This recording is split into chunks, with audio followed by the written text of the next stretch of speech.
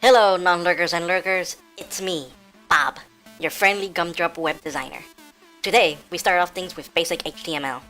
By the end of this video, you will have a basic understanding of how to program in HTML and have a simple yet elegant design for a homepage. I'll go step by step on how things work and expanding your vocabulary on HTML terms. Well, let's start off with a basic HTML template and your first homepage. For the time being, I'll be using a native text editor on my PC. Since what I want to do with the other text editors I mentioned before, it's going to take some time to construct proper videos for each one. At least you won't have to worry about the code since it can be imported to each one with no problem. Let's get started. What is an HTML element? They are the individual components that make up the nodes in an HTML document. The gist of it is simple. It gives a name to many different types of parts of the HTML document. Now, here's where it gets tricky. For the browser to understand what you wrote, it undergoes a parsing stage, which turns it into the DOM. What it does, it converts the document you sent into the tree with different nodes that can then be interpreted by the browser and displayed it as it was written. There is a wealth of information that I'm cutting for simplicity's sake. I'll leave a few links down below for you to go down that rabbit hole of what the DOM is like and the rest of backend programming in general. Now then, we have examples for you. Here, we see a snippet of code from a website. Let's start with the P. As you can see, there are two. These are HTML elements. The first P represents the start of an element. The second P represents the end of an element. In HTML, these are known as tags.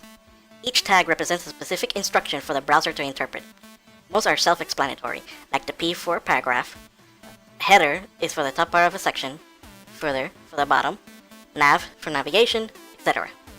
We will learn many more as we go along, but for now, just know that each tag has their own way of ending and one way or the other. As you can see inside the tags, we also have other instructions.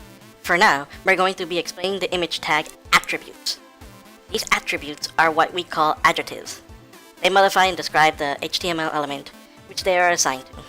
They may alter the surrounding tag or the HTML elements inside. One last thing before we start coding. I'm going to show you the basic layout of an HTML5 format, which we will be using from here on out. This is the basic layout which we are going to use. We have a few things that need explaining. First up is the document declaration type. The first line of the document here. This is the essential line for any HTML document. This declaration tells the browser which version of HTML you are currently using. In the previous versions of HTML, they have other information added to it so that the browser knows what to expect. For HTML5, we have a simple line that says doctype HTML. It is not case sensitive and can be capital or lowercase letters. The following tags, HTML, head, body, must always be set in this order for the browser to display your website correctly. Everything must be inside the HTML tags, with the one exception being the doctype. In the head section, we will place our metadata, which will add special instructions for the browser to interpret. The metadata is data, information, about data. The meta tag provides metadata about the HTML document. Metadata will not be displayed on the page, but will be machine parsable. Meta elements are typically used to specify page descriptions, keywords, author of the document, last modified, and other types of metadata. The metadata can be used by browsers on how to display content or reload the page, for search engines keywords, or for other web services. Before we continue, I just want to let you know that this example here, I edited all of this, but the original template is called Akono Template, which was designed by Dr. Chris Creed. I will put a link down below to the original file and Dr. Chris Creed's website, so you can check him out a little later. But now we'll continue as planned. As of right now, it has very small intuitive when it resizes. Not all the elements fit together properly. As you can see here, we have the image just overlapping over here, and the balls are just squished. And we see here that the navigation bar just drops down. It doesn't look pretty. But little by little, we'll be changing this in order to be applicable in any type of screen size. And we'll be doing that with cascading style sheets or CSS. I'll explain that a little later in the video. First, we need to create our HTML document. So open up your favorite text editor, well, the native one, and we're gonna save this file as an HTML document. In save as type, mark all files, and let's give it a name, hompage.html. Hit save, and we're done. Now, if we open up here in the in our example website folder, we see that homepage, instead of showing a text file, it shows the logo for Firefox. And you see that's a Firefox HTML document. And if you open it up, voila! We see nothing. Why? Because we haven't written anything. So, let's start writing some code to display in our site. Remember the simple layout I showed you earlier in the video? This layout is the basis for all that we're gonna do. I will indent the tags as I write them, since in the long run this will be easier to read in the future. And now that we have this, I will start placing some more tags in them and start outlining our web page. Don't worry, I'll be explaining all the tags that we're gonna use in our videos, so that you know what they're used for, what attributes they accept, etc. But first, before we start, I'm gonna put a div tag, which I'll explain right now what it does. A div tag is a division tag. It's a generic tag that can be placed anywhere inside the body tag, and it will not affect the flow of the document as long as not styled. But with this div tag, we'll be able to wrap our entire content within, so it'll be easier to manipulate in the future when we start stylizing and developing our mobile site. Alright, so we have HTML tags here, which are new to HTML. And these tags, they will help us design and organize our website faster. And the ones that we'll be focusing on in this tutorial will be the main, the nav, the aside, the section, the header, and the footer. So let's start with the main. The main element is the main tag for your HTML document. Its purpose is to contain the main focus of the page and its content. It should be used for unique content that is not repeated across the website. This means that navigation bars, copyright info, site logos, and search forms should not be displayed here. This is why I placed the div at the beginning to wrap around the rest of the document. The div tag can go anywhere, and since it can go anywhere, it won't change the flow of the content, which I've explained before, unless you, well, stylize it. The header and the footer represent the repeated content of the sections. The header is used for initial content, which include the navigation, or, well, typically the navigation, the logo, maybe some search form that you might want to place there. The footer is basically the same thing, except it stays on the bottom. And it's used to address specific information like the author, the copyright, some links, and related content. They can be placed within the other tags, so they're not exclusive to just one, or in one section of the HTML document. But you can place a header inside a header, like here. Since the browser will just ignore it and will display whatever was there but out of content. So you gotta be careful with that. But if you place a header inside the nav, it'll accept it. If you place a header inside the main, it'll accept it. Inside this div, it'll accept it. Or if you put a footer inside this main, it'll accept it. This div, it'll accept it, etc. Now then, let's go with the navigation. Nav, the nav element is, like I said, navigation. It's used for large groups of navigational links.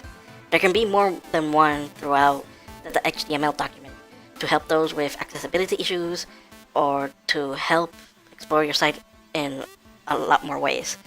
You can place one on top of the header, one in the main menu, in the main element, one in the footer, or anywhere else, as long as they have contained links within them. Just don't go crazy. Now, sections. Sections is a very strange and misunderstood element. The section tag is one of those tags that, even though it doesn't affect the flow of the document, should not be used as a container for other elements. That's why you have the div. The div is a generic, self-containing element that can be wrapped around anywhere. The section, you use it more like a table of contents. You have small sections that display a little bit of information within a section inside the main, the header, or anywhere else in the HTML document. Just as long as you can display the outline of the HTML document, then the section should be the one that you use. If you want to write certain paragraphs or a lot of content, you might want to consider a different tag, which we'll be explaining a lot later. But just so you know, there are other tags out there that help with that type of organization and displaying of content. Now, which else? The footer I already explained. Oh, haha. Alright, let's talk about the aside. The aside is very simple to use. All you gotta do and remember is that the aside is for displaying content that's not related to the main theme or focus of your document. It will literally be set aside, since it will follow the normal flow of the document, and depending on how you stylize it, it will go either left or right or just be wrapped around. But it's usually used for maybe a navigation bar, or just to give a few links or information that you just found nowhere else to put. Come to think of it, maybe in the future I can make videos for each tag and explain their proper usage so that you won't be so confused, at least right now, as I'm explaining so many at the same time, but we'll get there. Alright, so let's start this off and let's write some code. Let's start with the navigation bar. Alright, so we have navigation here, and we have a few new elements that need explaining. So here we have the A element, which is for hyperlinks or links. These will be redirecting you to other parts of the website with new content, etc. As you can see, it has an attribute, which is href, which will target that particular page or document or whatever you decide to put there, and will open it up on your browser. And here we have a div inside the navigation with a specific attribute called class dropdown. I will explain this in a little bit when we enter CSS, but for now, all you need to know that this identifies this div in order to be stylized later on. Now, here, this other element called button, it gets very interesting. Button, if we save our document, we can see what it is. See, we have our elements here from our navigation. We have our home, the dropdown, whatever these lists of items are, articles, about, and content. Now, the reason why this is called dropdown is when we stylize it a little later, these items that we have here won't be displayed, and the only way to be displayed is when you hover over this button right here. It will drop down like a list. Now, the purpose of the button is literally just that, a button. It's not stylized, as you can see, it's ugly. And the only reason that I put a button is for when we go into the mobile, it'll be a lot easier to press it and be displayed its different contents that it has. But for now, all you need to know is that this is a drop down. And the button can do other actions with other programming languages, such as JavaScript, where it might submit something to SQL. But we won't be getting into that as of yet, until at least we get into a content form, which will be a lot later on. But slowly and surely we will get there. You might be asking yourself why I'm jumping and a whole bunch of code is already written. Is that I don't want to bore you while I write it, so you can just pause the video and write it, and I'll go step by step so you can understand what you're doing, so you don't have to worry about that. It's just to make the video run a little smoother and faster and you won't get bored. Now then, here we have the sections, and we have two new tags that you might not recognize, which is this H2 and H3. Now, these are heading tags. They are numbered from 1 through 6, and all they do is display text in different sizes. And they give an hierarchy from greatest to least, 1 being the greatest and 6 being the least. And just so you can see what happens, I'm saving this file, hitting refresh over here, and see, here we have the H2 that's slightly bigger than this H3 over here. And this is all it does. It changes the boldness and the size of the font. As you can see, they're completely different from more normal fonts. So you can have various headlines, so you can put titles there, and it'll make it easier to read for your audience. Now, if you remember this tag, in the beginning I told you about it. It's called a paragraph, and all it does is display whatever you write there into a paragraph. You can write as much as you want in just one, and break them, and once you break them, it'll add a new line, as you can see here. And if we put, let's say we put another one here, just so you can see what it does. Doesn't have to be pretty for now. See, each paragraph is divided by a new line, then it's displayed whatever you wrote.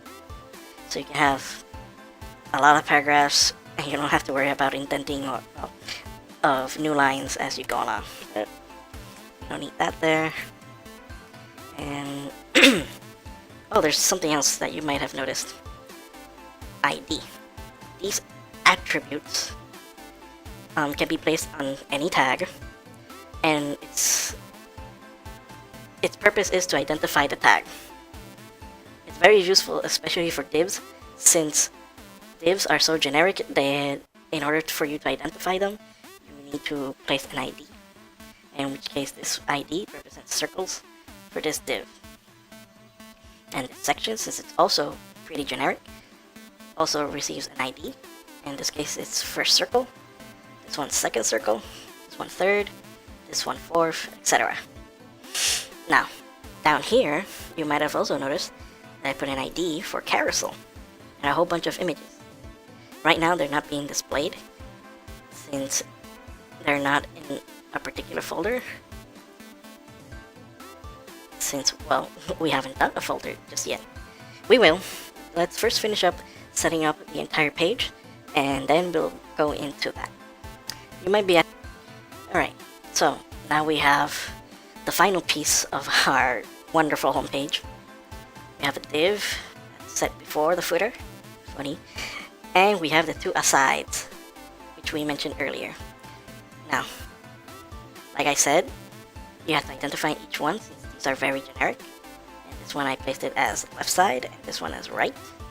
And you'll see how we'll manipulate them with CSS, so that they actually are placed in those specific directions. And lastly, we have the footer with nothing really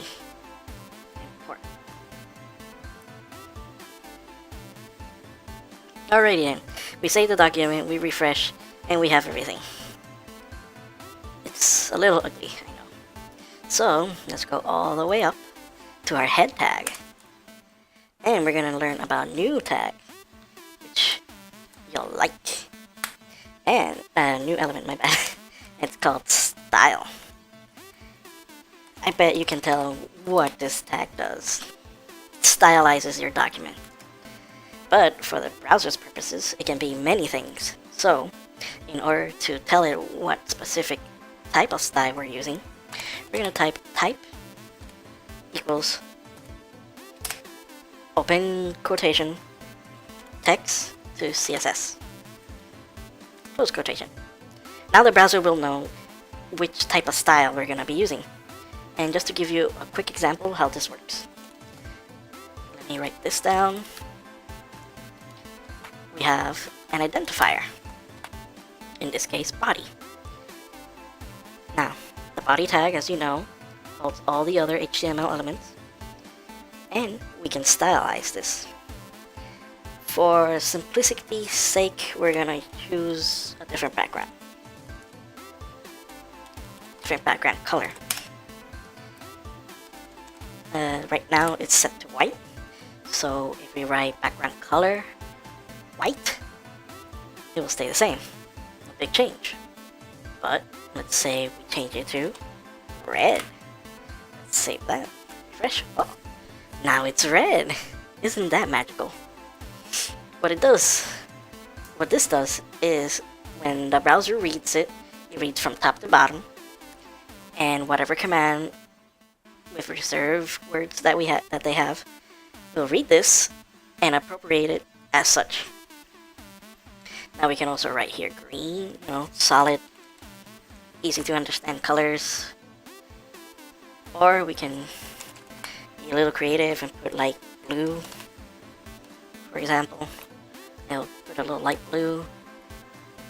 You can put any other color that you might think of if you write it right. See? But it also accepts hexadecimals. Now hexadecimals are of base of 16. And in CSS, it's written with 6 characters, ranging from 0 to 9, and A to F. So if we put 111111, for example, see 6 numbers, you get a different color. Oof, you can barely read that. But as you can see, it's like a very light black. So let's change that into a random one. Let's go 1, 2, 3, 4, 5, 6. Let's see what color we get. Oh, it's a little dark blue. But as you can see, you can mismatch also letters and numbers as long as you have 6. So you get this like grass green, very light grass green. Or you can also give the browser 3 characters. It will give you an approximation of color. See? Now for our purposes, this is only to show you that you can stylize your document here in the same document that you have. Or you can also add this particular attribute on each element, which I don't really recommend, since it's gonna take you way too much time to edit each and every one. And if you do that, it's just gonna be a lot of waste of time. See? It accepts my style. But if you want to manipulate this all at once, and you don't want all your content in one giant document, you can erase this and add another file into your HTML document, which will do the exact same thing that we're doing right now. This is where the cascading style sheet comes in, the CSS. Alright, so we're going to discuss CSS. CSS, what it does, it stylizes and modifies your document to make it look pretty. or to have an easier way to access certain parts. It might even help run the site a little faster if not everything is a picture, which I'll explain in another video. But in order to do that, we need a CSS type file. So what we're gonna do is we're gonna go to our folder that we have our homepage, and we're gonna create a CSS file. Now, before you do that, sometimes it's better to organize yourself before you do anything crazy. So what I usually do is I open up a new folder right inside the folder we're using, and I call it CSS to identify it. Since the homepage will not be the only document that we'll be manipulating, and we'll be manipulating other documents with other needs, it's best to keep them all in just one folder and link them into the HTML file that we're manipulating, so that we don't have a whole bunch of files here and we might get lost or even click or delete one by accident. So, you know, just to make sure we don't do anything stupid, we do that. So open up your text editor, open up a new one, and we're gonna save it as a .css. So we're going to save as, choose the folder, type, let's go with homepage.css. Oh, remember, save as type, all files, and save. So now we have a homepage CSS, but our HTML file won't be able to read it. So in order, we gotta open it.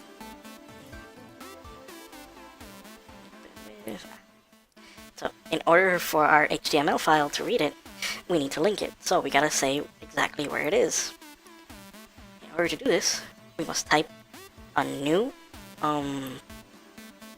element up here, which will be called link.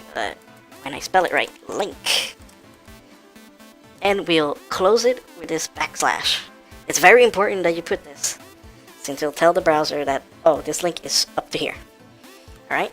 So the attributes that we need are href, same as the one that we were using for the hyperlinks, equals, open quotation, and we gotta write exactly where it is.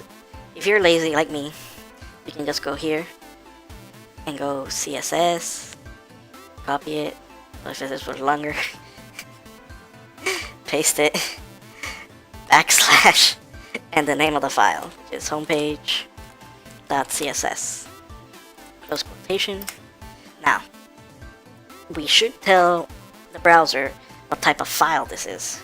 So, we're going to reference it with real equals, open quotation, style sheet, close quotation. And remember when we were with the style type that we place text CSS? Well, we can place that here as well, so that our browser knows what type of style sheet we're using. See? Simple. Now, everything we do here will be affected here.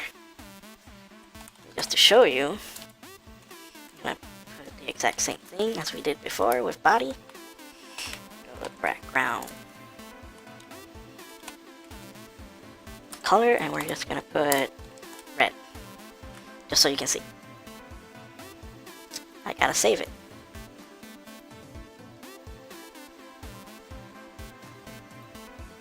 Alright. Alright. So, changed it to red, displays correctly. Why do we have this? Alrighty then, so we have red. Yay, we got red. Alright, if by any chance it doesn't display your change of color, it might be that this symbol might be in the opposite direction. Once you upload it to the web, you gotta change it to the other side. This one is the correct one, backslash. But Windows doesn't want to cooperate, so I have to put it front slash. Just so you know, it's very important. But in any case, yay! We have our CSS. So, now what are we gonna do? Oh, we're gonna start with a whole bunch of stuff. But before we do, we gotta do one very important thing, which I completely forgot, and just seeing it right now may not be so obvious to you, but we gotta identify this div in particular, since it's gonna be our wrapper. And if we don't have a wrapper, we can't manipulate it that easily.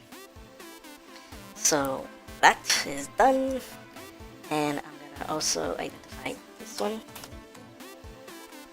with center content. Sorry for telling you before, I just noticed it, so bad. Okay, save that. And we won't have to manipulate anything else in the homepage.html, so you can close that. And we're gonna focus now on CSS purely. Now, what do we want? We want to manipulate everything. And do we want it? No! Okay, this is not everything, but it's gonna help you understand little by little. So, we have here the body identifier, which has some set parameters, and all the other ones as well. So what do we have here? We have font family inside the body identifier. What this does is it sets the font type that you're gonna use throughout your website. Right now, the first one that I have is Arial, and it will be our first go-to font. If the browser by any chance cannot display this font, it will go on to the next one. And you can add as many as you want, but if the browser cannot display them, it will go to its default, which is, strangely, Arial. But if we want, we can also put, let's go with Taoma. I'll explain why I put those there in a second. Let's see. Everything completely changed from what it was, and our font is set to Taoma. Oh my god. The reason this works and is because since I put it in the first slot, the browser knows how to display it and it will display it. So it put it. Now if we erase it, it will go to the next one, which is Arial. See, it changes. Now, let's say you misspelled one and the browser doesn't know what it is. As you can see, it didn't change since it couldn't identify the first font that you placed. Either it doesn't exist, or it can't be interpreted, or you misspelled it. So you gotta be careful with that. Now then, since we don't want that, delete that. Anyway, so the padding adds to this layer and keeps adding padding all around it. As you can see, highlighted, it has no padding, but if it did, it would start going up and up and up and up, and this highlighted area would be bigger and bigger and bigger. Now, since it's H2, let's put a background color so you can see how this works. Let's put red so you can see. Alright, we have red. You see that this is the height of the highlight of when I highlight it, more or less. Now if we had padding, 20 pixels all around so you can see what it does. See? Inside the box, it adds 20 here pixels, 20 here pixels, 20 here, and 20 here. And it'll keep going like that. Put 100, it'll do 100 pixels, etc. See? Exaggerated. This is what padding does. Adds literally padding all around the element. Now, let's go with margin. Change this to 20 again, and let's change this to margin. Save, refresh. Alright, now, you may not see it, but this is what happened. Margin is all around encompassing box that you displayed, and it adds whatever amount you decide to put here. In this case, 20 pixels. Now, if you remember, this used to go all the way from side to side, but now it doesn't. And it's because of the margin. If we change this, say to 90, it will shrink. See? It shrank. But it also added margin 90 pixels up and down, left and right. And it'll keep going like this as long as you put more to this. This is the shorthand. Oh, yeah. This is very important about many attributes that we're gonna put inside here. These two have other ways to be displayed. Padding and margin can be placed like this, and you can specify which one you want to manipulate. So we got the top, put 20 pixels, and all this will move down. See? They're 20 pixels down. Margin 0, this is the body. Well, you get the picture. Oh, wait. There we go. Now, this doesn't mean that you gotta go padding left 20 as well. Padding bottom. And padding right. You don't have to write all that to have all four corners. You can use the shorthand version that's here, which will accept 4 different values, each one representing as I wrote them.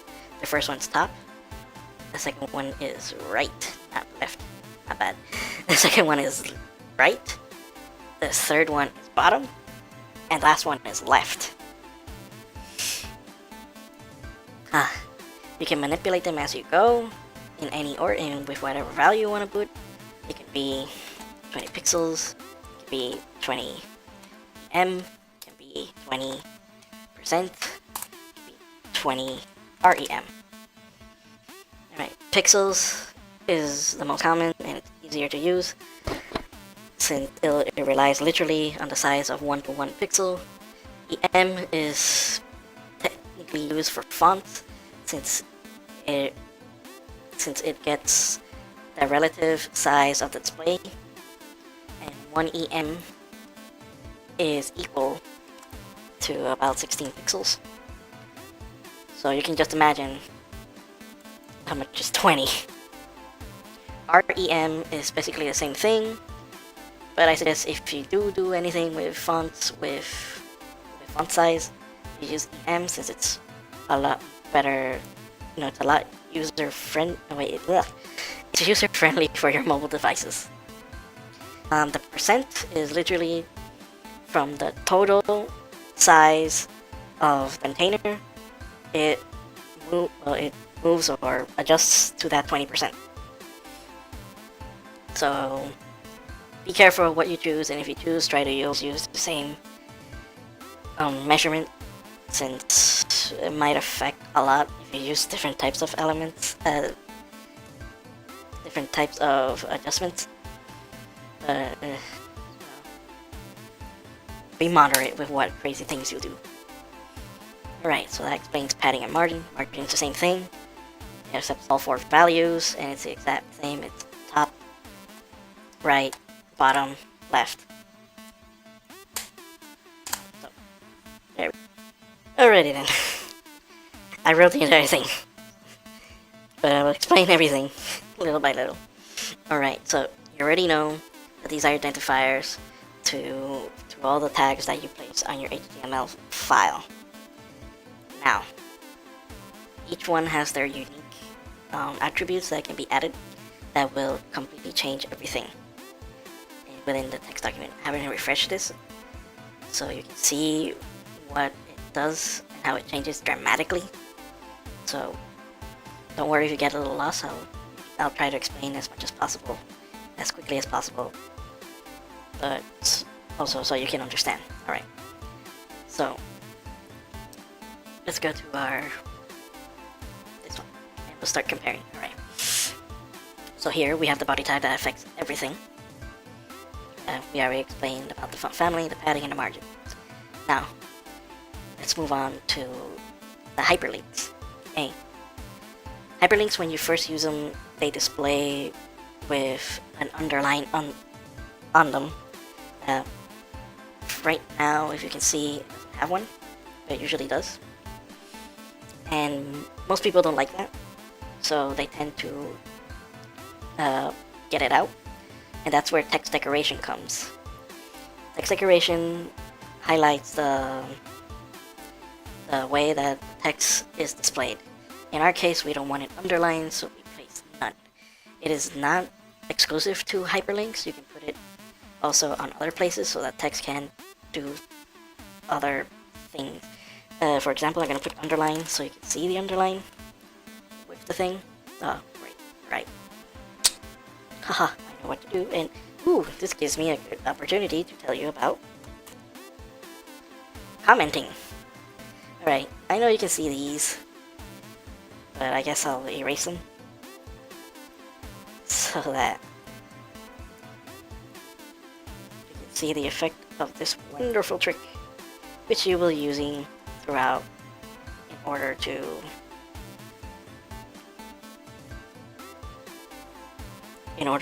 display a few things and not get confused when you're trying to test out just one particular thing, like right now. This is just to comment. You can comment a whole bunch of sections all together just by adding this backslash, how do you call this thing? It's called the multiplying thing. The multiplying thing. And to close it, you got a multiplying thing with backslash again, and it will comment whatever's inside. So I put the other one all the way to the bottom. I was gonna save. Now, see? All the hyperlinks now have underlines, including this button. And if we place the none,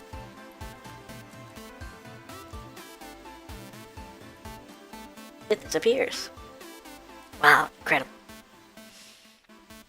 You already know about this, but I have to explain why I put color this time. Color affects text, and right now, as you can see, our hyperlinks are a particular blue.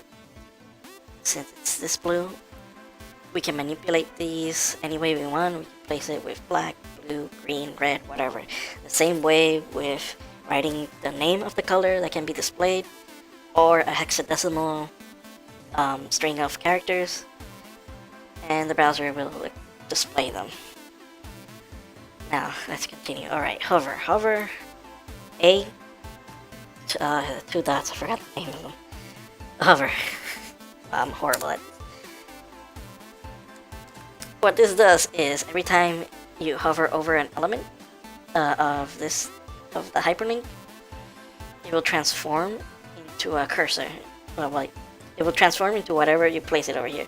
In my case, I decided to be a cursor, and it will change color. As you can see, every time I hover over the new hyperlinks, they change color and it changes into a little hand. See? Yay! There are other things you can do with this, but this is just the most simplest one to identify that it's a hyperlink or it's something of interest, which can be manipulated within CSS or through the tag, through attributes, so you can go nuts with it. Alright, so as you can see, all of our texts are all the way to the left, which is the default for anything we do in HTML when displaying text.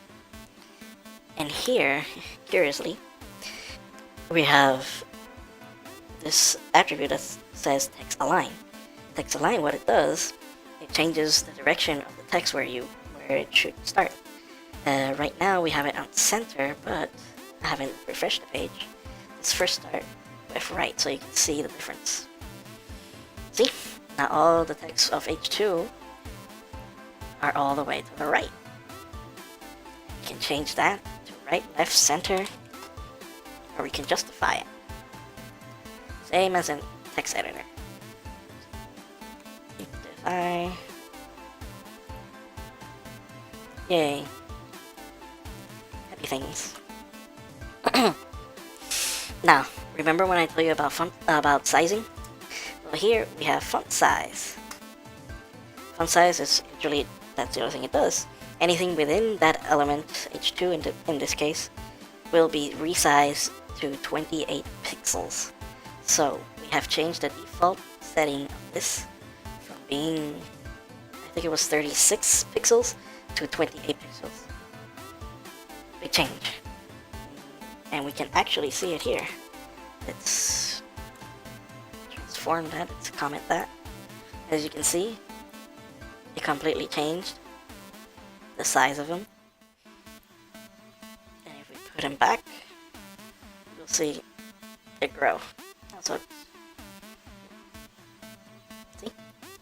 Interesting. Alright, so let's keep going. Here we have the dimensions of, in this case, section. And as you can see, I have placed a maximum width of 120 pixels, which was considered a sizable website before, which became a very standardized width. Since before we had widescreens, we used to have these literal boxes for monitors that really didn't have that much displaying power, so it would be a maximum of 120 pixels to help display everything that we really wanted. Now we can also add max height to this and do the exact same thing, and we'll just display up to 120 pixels. And we hit refresh, and as you can see, not much has changed, but we can also have without the max. And voila! H2 now has 120 pixels of space, which we will not leave it like that. That is disgusting. But it can also have a minimum height that will always be displayed no matter what, and whatever extra content is there, it will expand the container that it's in order to fit all the new content that it receives. Interesting, isn't it? Now, remember when I told you that we can use percentage and we try to keep them all to a minimum of mix and matching? Well, here we have a little trick. We have with 100%. This, what it does is it gives the section the entire width of its display in order to fit its content. Right now, we also have a limit on how big a section can be. This is why I've changed most of the original files that Dr. Chris Reed had in the Akono template, so that it'll be easier to resize their elements for the display that it's been put on. See, this is less than 920 pixels, and it still looks good, so it resizes with this percentage. Now, that doesn't mean that everything that's inside the elements will be resized. This might be a good idea to explain a few things. Alright, remember when I started to say that these are nested elements? Oh, the highest element that there is called the parent element. And a parent element can have a child element. Now, HTML goes from parent to child, parent to child. No element goes all the way up to its grandchildren. In the case of the header file that we have here, its grandchildren would be the div class dropdown. The header that we manipulate here will not affect all the way down here to this dropdown. Why? Because it doesn't have access to it. And what we're doing right now, if I remember correctly, we don't have anything that goes all the way to its grandchild. But it can. You just gotta write it. And you'll see it a little lower. We manipulate the child element from within a parent identifier. But for now, just so you know, it can be done. Now then, maybe it's a good idea tell you about identifiers and classes now. As we can see here, when we were writing the identifiers, the ID, we replace ID equals whatever, right? HTML, you can only have one ID per tag, and it has to be a unique name for each one. So you can't have, let's say, this div page wrapper here and then a div page wrapper somewhere else within the document, because it will not work. It will give an error and it will be ignored. That's why when I did my divs and put the IDs, I completely changed its name. See, this is the page wrapper, this is the center of content, this is before the footer, etc. Now, classes on the other hand, you can use them anywhere within the document. That's why this div is used with a class type. So if we need to use this particular set of instructions that we have here in another hyperlink that needs a drop-down menu, we can use it without having to rewrite code. This is especially useful when you have a lot of the same type of identifiers that can be shrunken down into a simple set of instructions that can be repeated over and over and over again. This is why here we have this section that has the first circle, the second circle, the fourth circle. All this, instead of having an identifier, we can change them into a class so that we have specific dimensions within them. I'll be explaining that a little lower, so you can see and how to change them, so that our code gets shrunken down and we'll be able to load even faster, since the browser doesn't have to download bigger chunks of data. And that's very important for mobile devices. Now then, let's get back to this. Here's the same thing. Alright. This is very interesting. Alright. So, let's delete this and place it over here. So you can see something very useful. I'm gonna refresh. And did I save? I need more stuff. Go ahead. Let's do this. And we're gonna... yeah, we gotta do it all the way down here.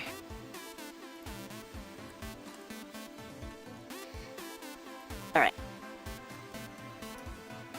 So we have this. As you can see, we have... here we have selector. This selector, what it does, it gives instructions to the browser of where you want a particular type of styling within the indicator that you were using. So in this case, we have the page wrapper before. Now the page wrapper before would be all the way up here, since the beginning of the page wrapper is from the tippy top of the browser, and the one after would be after the footer down here. Now since it says before, it will manipulate whatever comes before the wrapper, and what comes before the wrapper is nothing. And here we have particular instructions that says display block. What this does is whatever content that's within there will be displayed within a box, and that's it. Content is what will be added in that box.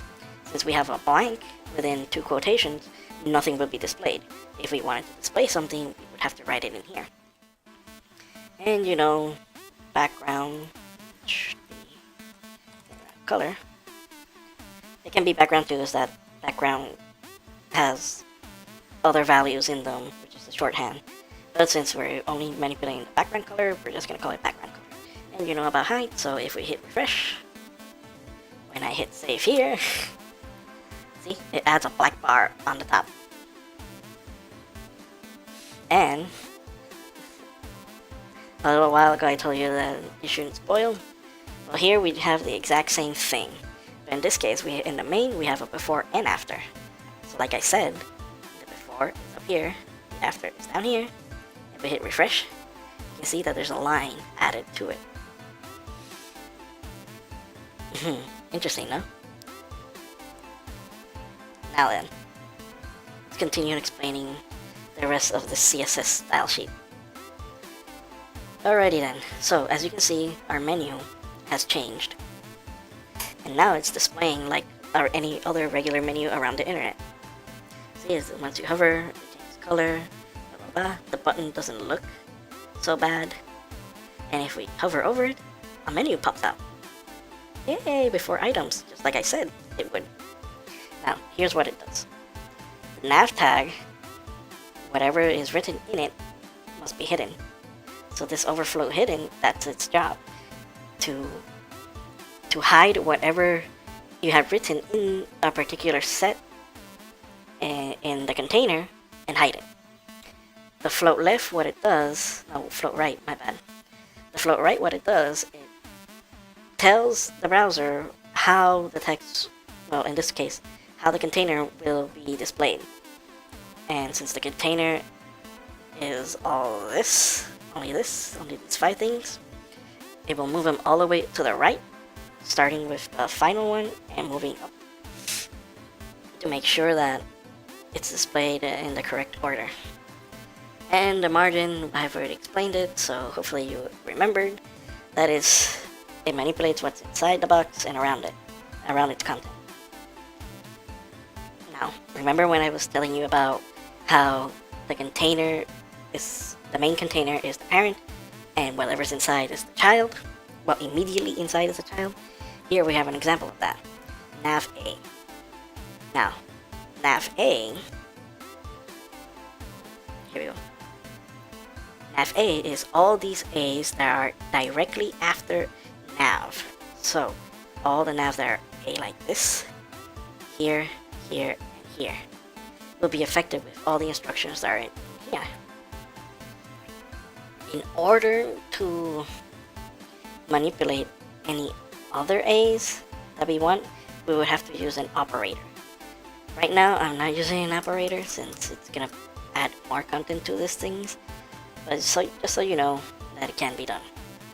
Now, this is a shorthand version of border, in which you can separate into border size, border style, and border color.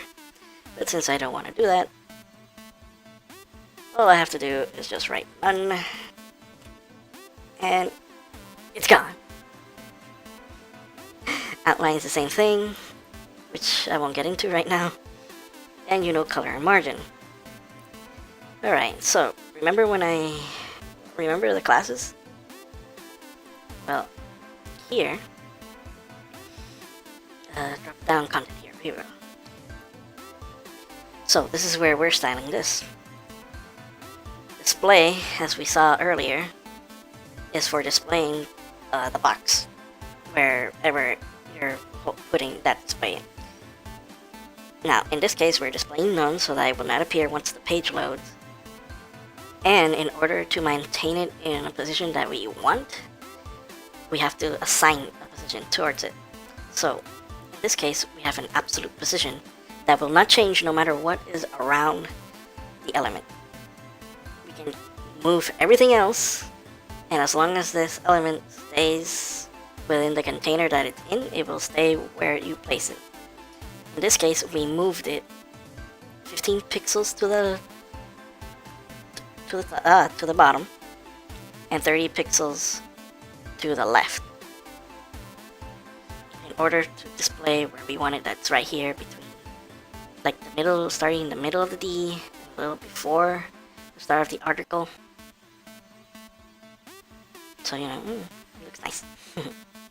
Now here, C position, C index, my bad. C index, what it does, it tells the browser where on top of everything it should go. Since all this are in layers, the C index will identify in which layer the content is going to be displayed. It accepts positive and negative numbers. The higher the number, the more forefront it's gonna be displayed in. The lower the number, the more in the background it's gonna be in. In this case, since everything within our document is set to 0, just placing a Z index of 1 will keep all this in front. If we say -1, As you can see, it's not displaying because it's behind all the elements that we have. Good to know about layers. Alright, let's continue. Float. Float is generally used for pictures to be surrounded by text. What it does is it grabs onto that container and places it around wherever it is in the direction that you want it to be. It can be float left, float right, float wrap, no wrap, and depending on where you put it, it will affect. And even though it's only used for, well, it's supposed to be only used for images around text, many people use it for other things, like in this case, to move around certain containers. Well, in this case it doesn't float, but you get the picture. All this, you know, this, you know, these selectors, hey, you guys are learning a lot pretty quickly. This usually takes a long time. As you can see, the rest of it is basically just a repeat of all the other things that I've explained. I'm gonna go slowly now for a little bit, since we need to address the elephant in the room.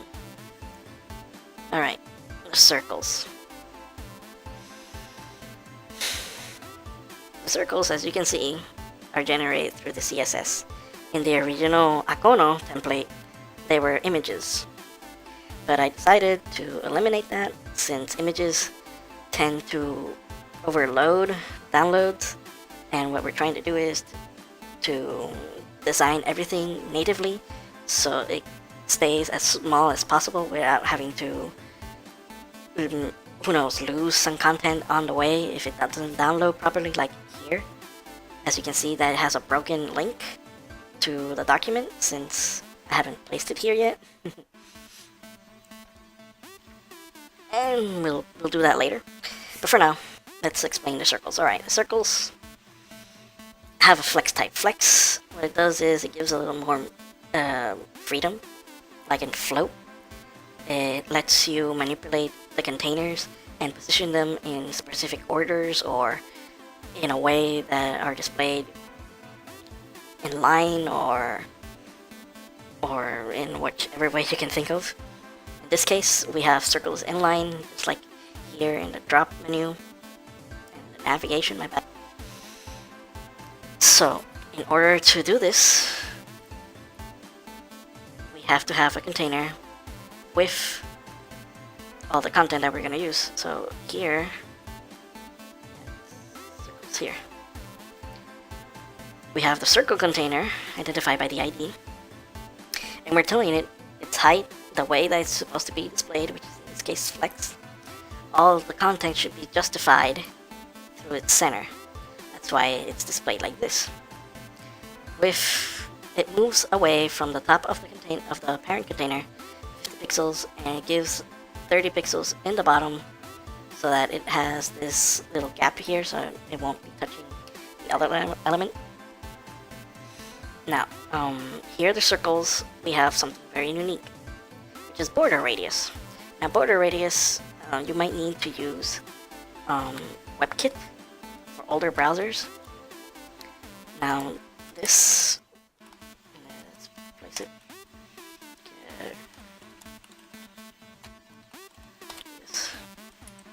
I'll explain this now. Alright.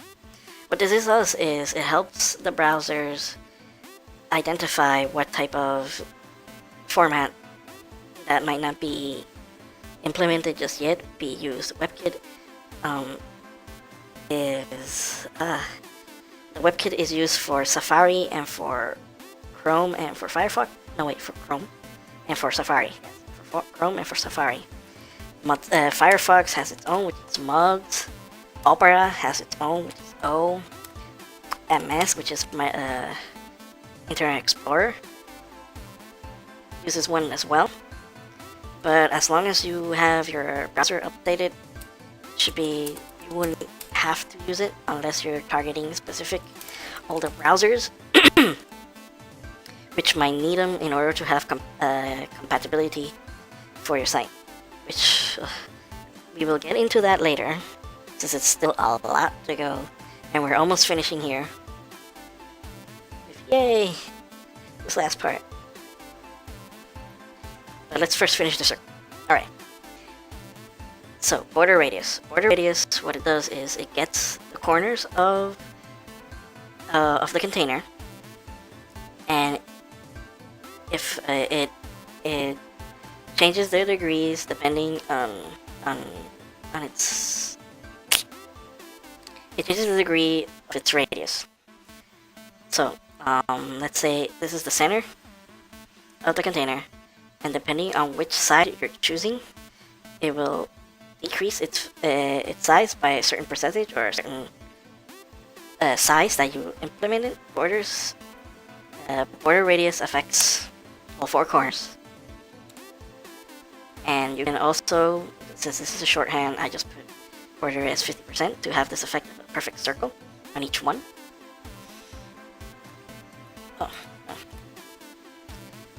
Now, since all these circles are basically the same thing, we can change most of this code into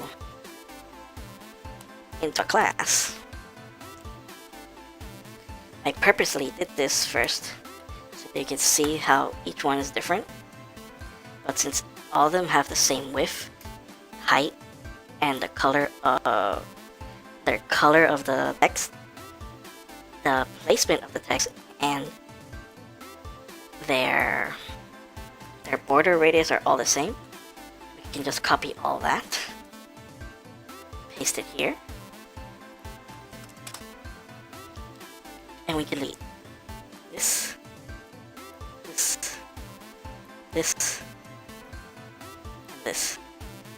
Now, in order for it to stay like this, we have to go back into our homepage.html and add a class to each one of these.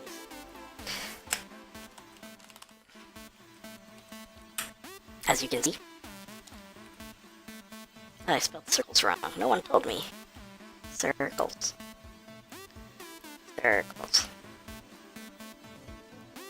As you can see, all tags can also have one ID, one class, and if you're using multiple classes, I'll show you how to place them in one tag. Alright, we gotta save this, and we gotta refresh this. See, it stays the same. Now, if we didn't have this class, see, they all become squares. But we don't want that. We want it to be circles, not squares. See how it changes? The point of classes is to help you. Try to always use classes, since they'll, as you can see, they'll shrink your code by a significant margin, and will help you to edit just parts of the code if that you ever need, you know, have to edit. The carousel, I bet you can understand by now how to read this. You have a border, which is this. It's 1 pixel and it's silver. See? Silver pixel. Background is white. Oh yeah, this is white, by the way. It's FFFFFF and hexadecimal, or 3 Fs, and that's it. Or you can just write white. This is the height, the margin, you know the drill. Now, we made like a photograph border for each of these images. But instead of using a class, we only use one identifier. Since carousel is the parent and image is the direct child of carousel, we didn't have to write any other code within our HTML document in order for it to work. So no matter how many of these we place here, all will be assigned all these values without having to write additional code. You can also do this with classes, so you don't have to worry. Both ways work. You know all this? Oh, you pretty much can just read all of this right now and would understand it. Except for this one. Alright. Remember what I said about operators? Operators target all that's included within the set parameters. We have our parent identifier here, and this operator selects all the P's that are within this parent. So we have the right side, and all these P's, these two P's, would be selected and be displayed in this particular order. It moves, it pushes all these two all the way over here. It also affects the H3, which is this one, here. And that's it. That's all we need for this very simple, elegant design. Oh, and these dotted lines, this is the borders from one's from the right side, which targets the left side of the container, adds 1 pixel in a dotted format, and it's like a light gray here. It also does it for the footer and the top border. And if you remember correctly, oh,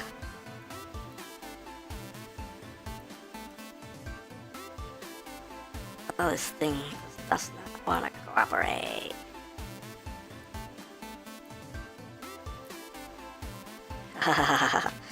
If you remember correctly, we put the 100% width, so it stretches out to the maximum size of the container. In this case, it's 120. Stretches out all the way to 120. If we shrink it, it shrinks with it. Easy. Yay! Get it! Except for one thing, which I forgot. Can't believe I forgot. I need to add a logo. We'll add it right here. So let's go back to our document file, and let's add a new, whenever you want, folder. Name it image. And for now, I'm just gonna. This is a shorthand version of border, in which you can separate into border size, border style, and border color. But since I don't want to do that, all I have to do is just write none, and it's gone. Outline's the same thing, which I won't get into right now, and you know color and margin. Alright, so remember the classes? Well, here, drop down content here we go. So this is where we're styling this. Display, as we saw earlier, is for displaying the box, wherever you're putting that display in. Now, in this case, we're displaying none, so that it will not appear once the page loads. And in order to maintain it in a position that we want, we have to assign a position towards it. So, in this case, we have an absolute position that will not change no matter what is around the element. We can move everything else, and as long as this element stays within the container that it's in, it will stay where you place it. In this case, we moved it 15 pixels to the bottom, and 30 pixels to the left, in order to display where we want it. That's right here between, like the middle, starting in the middle of the D, a little before the start of the article. So you know, looks nice. Now here, C position, C index, my bad. C index, what it does, it tells the browser where on top of everything it should go. Since all this are in layers, the C index will identify in which layer the content is going to be displayed. It accepts positive and negative numbers. The higher the number, the more forefront it's gonna be displayed in. The lower the number, the more in the background it's gonna be in. In this case, since everything within our document is set to 0, just placing a Z index of 1 will keep all this in front. If we say -1, as you can see, it's not displaying because it's behind all the elements that we have. Good to know about layers. Alright, let's continue. Float. Float is generally used for pictures to be surrounded by text. What it does is it grabs onto that container and places it around wherever it is in the direction that you want it to be. It can be float left, float right, float wrap, no wrap, and depending on where you put it, it will affect. And even though it's only used for, well, it's supposed to be only used for images around text, many people, I'm just gonna add an image right here, logo, and we're gonna go to our HTML and add it right before the nav. Alright, image source equals open and close quotation, and we're gonna write the exact location. So it's image front slash, since, well, I'm using Windows and Windows does everything backwards. Image front slash name of the file, which is logo.jpg, and we're gonna put an alt, which is alternative, open and close quotations, and we're gonna put example logo, and I'm gonna give it a title, and we're gonna say my logo. Close it with a backslash and a thing. Hit save, refresh, and we have our logo. Yay! See, and if you hover over it, the title appears as my logo. Oof, I am very grateful that you watched this entire video all the way up to the end. Hopefully you learned something, and hopefully you'll stay here with me as I continue with editing this website and teaching you the ways of HTML. See you next video. Take care now. Bye bye then.